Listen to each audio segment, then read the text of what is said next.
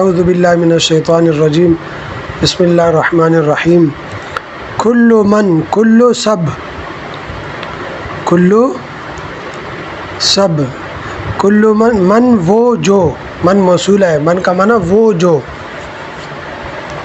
ٹھیک ہے نا، تو دونوں کو ایک ساتھ ملا کر کل من ہر وہ شخص جو علیہا اس پر، ٹھیک ہے نا، علا پر، ہا اس، ہا ضمیر لوٹ رہی ہے زمین کی طرف، الارض زمین کی طرف، اس پر یعنی زمین پر ہے، فنا ہونے والی ہے، ختم ہونے والی ہے، ویبقا اور باقی رہے گا، ٹھیک ہے نا، فان اس میں فاعل کا صیغہ ہے، اس لیے ہم کہتے ہیں ختم ہونے والی ہے، ٹھیک ہے نا، فنا ہونے والی ہے، ویبقا باقی رہے گا، یب صرفی نحوی چیزیں ہیں،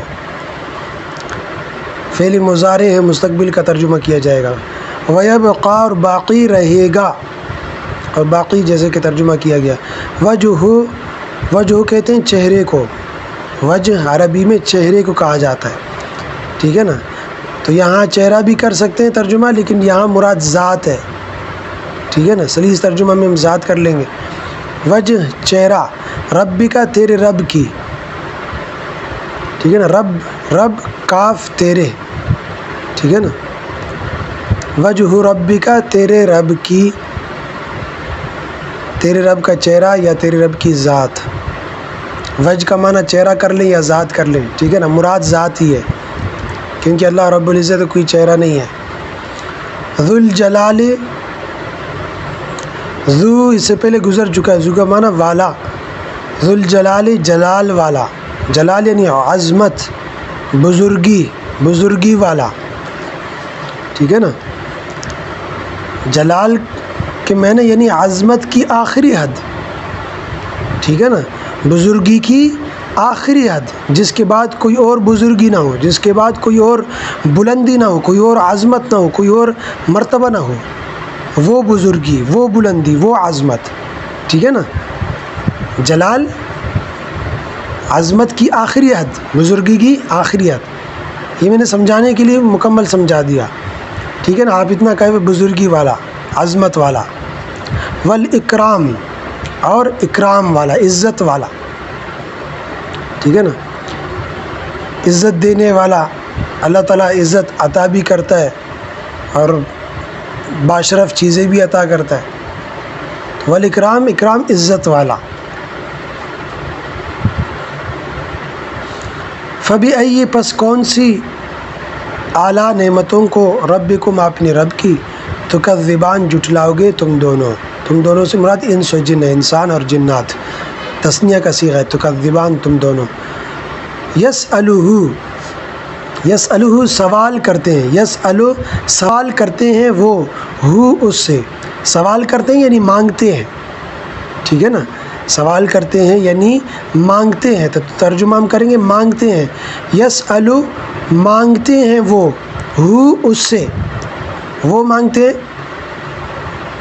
کون مانگتے ہیں، آگے اس کا ذکر آ رہا ہے، ٹھیک ہے نا، یسألہ مانگتے ہیں اس سے، یسألہ میں جو ہے اس کا معنی اس سے یعنی ضمیر لوٹ رہی ہے رحمان کی طرف، یعنی رحمان سے، یسألہ مانگتے ہیں اس سے، من وہ جو، میرے پھر کلو من میں من آ گیا تھا نا، من کا معنی وہ جو، فی السماوات آسمانوں میں ہے، فی السماوات آسمانوں میں ہے، والارض اور زمین میں ہے، ٹھیک ہے نا، آسمانوں میں اور زمین میں جو ہے وہ سب اس سے مانگتے ہیں، ٹھیک ہے نا،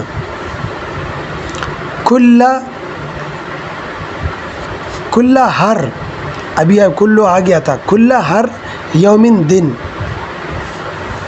کل یومن ہر دن، یوم دن کو کہا جاتا ہے، کل یومن ہر دن، ہوا وہ، کل یومن ہوا ہر دن وہ سے کون مراد ہے، وہ یعنی رحمان، ہوا ضمیر لوٹ رہی ہے رحمان کی طرف، فی شأن ایک شان میں ہے، ٹھیک ہے نا.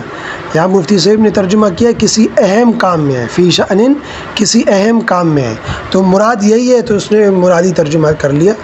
ٹھیک ہے نا. تو یہ ترجمہ بھی کر سکتے، ایک شان میں ہے یا کسی اہم کام میں ہے. فبأي پس کون سی، اعلیٰ نعمتوں کو، ربکم اپنے رب کی، تکذبان جھٹلاؤ گے تم دونوں. اب سلیس ترجمہ سن لیں. کل من علیہا فان، زمین پر جو کچھ ہے سب فنا ہونے والا ہے. کل من علیہا فان، زمین میں جو کچھ ہے سب فنا ہونے والا ہے.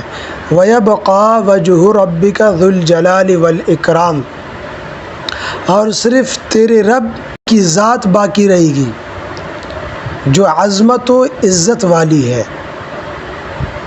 اور صرف تیرے رب کی ذات باقی رہے گی جو عظمت و عزت والی ہے، جو جلال و عزت والی ہے. یا یہ ترجمہ بھی کر سکتے ہیں کہ تیرے رب کی عزت و عظمت والی ذات باقی رہے گی اور صرف تیرے رب کی جلال و عظمت والی ذات باقی رہے گی. ٹھیک ہے نا. فَبِأَيِّ آلَاءِ رَبِّكُمَا تُكَذِّبَانِ، بس اپنے رب کی کون کون سی نعمتوں کو جھٹلاؤ گے. يَسْأَلُهُ مَنْ فِي السَّمَاوَاتِ وَالْأَرْضِ، جو کچھ آسمانوں میں ہے اور زمین میں ہے سب اسی سے مانگتے ہیں. جو کچھ آسمانوں میں اور زمین میں ہے سب اسی سے مانگتے ہیں. یسألہ من فی السماوات والارض، جو کچھ آسمانوں میں ہے اور زمین میں ہے سب اسی سے مانگتے ہیں. کل یوم ہوا فی شأن، اس ہر دن وہ ایک نئے شان میں ہے. ہر دن وہ کسی اہم کام میں ہے، ہر دن وہ ایک نئے شان میں ہے. فَبِأَيِّ آلَاءِ رَبِّكُمَا تُكَذِّبَانِ، بس تم اپنے رب کی کون کون سی نعمتوں کو جھٹلاؤ گے. واضح ہو گیا؟ کچھ پوچھنا ہے کسی کو؟ چلے. کل من علیہا فان، اللہ تعالیٰ اب دنیا کی تذکرے فرما کر اب رخ آخرت کی طرف موڑ رہے ہیں. اس سے پہلے دنیا کے انعامات کا تذکرہ کیا کہ یہ نعمتیں ہیں، یہ نعمتیں دی. اب دل سے یعنی اصل مقصد کی طرف متوجہ کیا.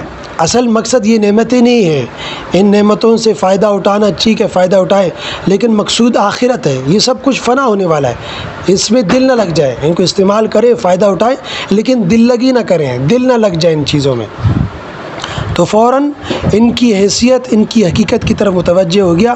یہ سب کچھ تم بھی، اے انس و جن تم بھی، اور یہ سب جتنے بھی اللہ کی قدرت کے نظارے ہیں دنیا میں جو کچھ ہے سب فنا ہونے والا ہے. تو لہٰذا اصل حقیقت آخرت ہے، اس کی طرف متوجہ ہو جاؤ، اس کے لیے تیاری کر لو.